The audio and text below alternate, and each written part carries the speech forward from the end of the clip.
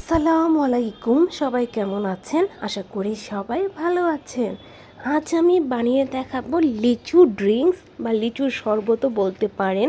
তো চলেন রেসিপিটা দেখে আসি। এজন্য এখানে আমি ফ্রেশ লিচু নিয়ে নিয়েছি, আর এখান থেকে আমি 15টার মতো লিচু নিব। যেহেতু আমি 1 গ্লাস লিচুর শরবত বানাবো, তো 15টা লিচুই কিন্তু 1 গ্লাসের জন্য যথেষ্ট। তো এখানে আমি লিচুগুলোকে খুব সুন্দর করে ছিলে নিয়েছি, ধুয়ে নিয়েছি। এখন লিচুর ভিতরে যে বিচিগুলো আছে, বিচিগুলো আমি ফেলে দিব। তো বিচিগুলোকে আমি খুব সুন্দর করে ফেলে দিয়ে একটা ব্লেন্ডার জারে নিয়ে নিচ্ছি, আর অল্প একটু পানি দিয়ে দিব।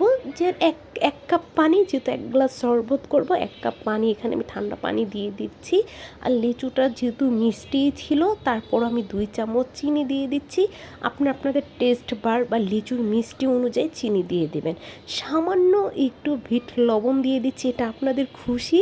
লিচু যে ড্রিঙ্কগুলো, ওটার ভিতরে কিন্তু কোনো রকম বিট লবণ থাকে না, কিন্তু আমি আমার পছন্দের মতো বানাচ্ছি দেখে আমি এখানে বিট লবণ দিয়েছি। এখন খুব সুন্দর করে আস্তে আস্তে করে ব্লেন্ডার করে নিব, যাতে লিচুগুলো একেবারে পানিটার সাথে একদম মিশে যায়। আপনারা চাইলে কিন্তু এটাকে ছেঁকেও নিতে পারেন, কিন্তু আমার কাছে লিচুর আঁশগুলো খেতে ভালো লাগে, তার জন্য আমি লিচুটাকে ডাইরেক্টই গ্লাসে নিয়ে নিলাম। আর এখন আমি এখানে 2টা লিচুকে ছোট ছোট করে কিউব করে কেটে দিয়েছি।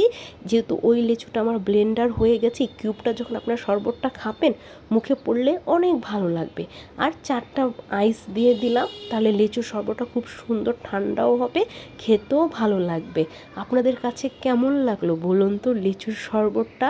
এখন যেহেতু লিচুর সিজন চলতেছে, আপনারা চাইলে কিন্তু 1 গ্লাস বানিয়ে খেতেই পারেন, দেখার জন্য আসলে এটার টেস্টটা কেমন। আমার কাছে কিন্তু এই লিচুর শরবতটা খেতে খুবই ভালো লেগেছে। আল্লাহ হাফেজ।